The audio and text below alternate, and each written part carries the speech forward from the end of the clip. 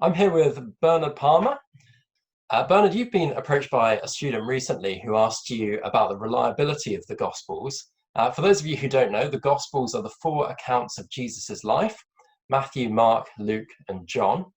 And if our entire faith is to be based on these four documents, then we want to know that they're trustworthy and reliable. So Bernard, could you tell us, how did you answer that student, and how would you answer anybody else with concerns about the reliability of the Gospels?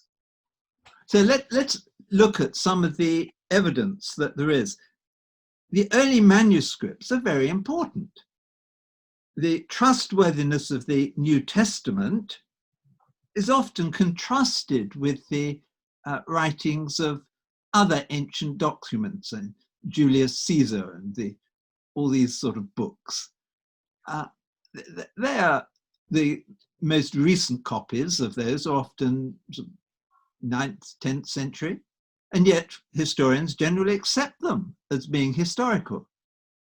Now, why shouldn't we with the Gospels, which we have much more accurate early documents to show that they're true?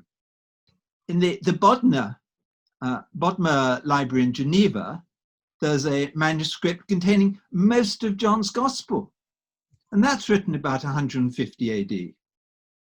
There are over 30 papyrus codices. Now, a codices is a book, as we have now, instead of, as opposed to a scroll. And these were copied in the 2nd, 3rd, and 4th century. How can we be sure of the early dates of these documents? Well, we've got the early church fathers. They talk about these writings and quote from them quite extensively. For example, Irenaeus, he was writing about the middle of the 2nd century, 150 AD, and he often quotes from the Old and New Testaments.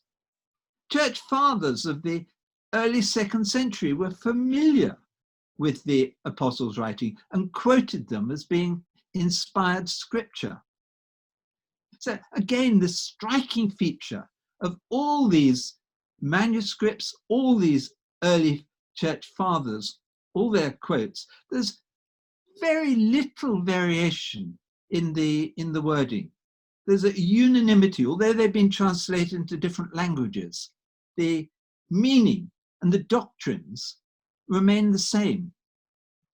So talking about Christian doctrine, some people would say that it wasn't so much the Gospels, but it was the early church that came up with a lot of these ideas. And they may not have come from Christ. They may have come from much later, and the church invented them. So what can we say about Christian doctrine? As we've seen already, a lot of this doctrine had to be written well in the first century. The public ministry of Jesus was 27 to 30 AD. The distinguished New Testament scholar F.F. Bruce, he gives very strong evidence that the New Testament had to have been completed by 100 AD, and we've just seen some of that. Most of the 27 writings or books in the New Testament were completed certainly 20 to 40 years before that date. See, the books of the New Testament were written and circulating so soon after the events recorded that there was no time for these to be radically changed. John Robinson, he used to be a very liberal bishop who then returned to academic work, and he wrote a book redating the New Testament. And although quite a liberal scholar, he thinks that all four Gospels had to have been written before the fall of Jerusalem in 70 AD. This is what he said. The wealth of manuscripts, and above all, the narrow interval of time between the writing and the earliest extant copies, make it by far the best attested of any ancient writing in the world. That's very strong. It is, isn't it? Yeah. It's extraordinary, isn't it? And, you know, these writers were within easy living memory of the acts of Jesus within 30 years, 40 years. The people who were reading their accounts would probably have known, certainly about Jesus, if not have known him personally. So it's remarkable that we have all of this evidence about his life. Another argument for the authenticity of the Gospels is the originality and the unique teaching of Jesus. It's in so many ways different to that of the Jewish teaching at the time, which was largely ethical. Another bit of evidence is the way that the writers are quite humble. The apostles, who became the leaders of the church, actually admitted to their mistakes. Peter is happy for his denials to be in his gospel that Mark wrote down. 3 times. He doesn't come across as a glorious man. He's an ordinary, fallible human being.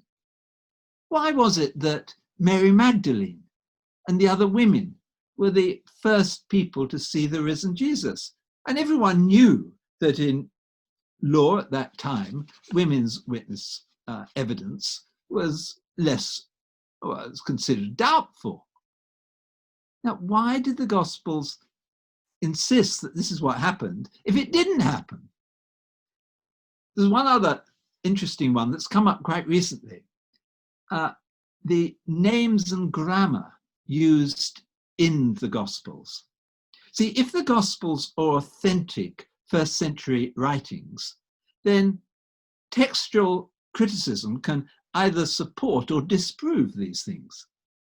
A person writing later or from a different part of the world wouldn't get the details right. The names of the towns, the little villages where they pass through. Yet latest scholarship has shown that the wording used is very contemporary. Individuals' names, this is a good one, vary between different countries and different times. And some fascinating research has compared the names that occur commonly in the New Testament with the names that appear in secular writings of the same time. And the New Testament, the most common names are Simon and Joseph, and they occur 18.2% in the Gospels and Acts, those 2 names. In the first century, the figure's very similar. 15.6% of people were called Simon and Joseph. Wow. But if you look at Jews living in, say, Egypt at that time, their names were very different. You look at the names of people living in the 2nd century, their names were very different. This all brings us down. This is genuine first century writing.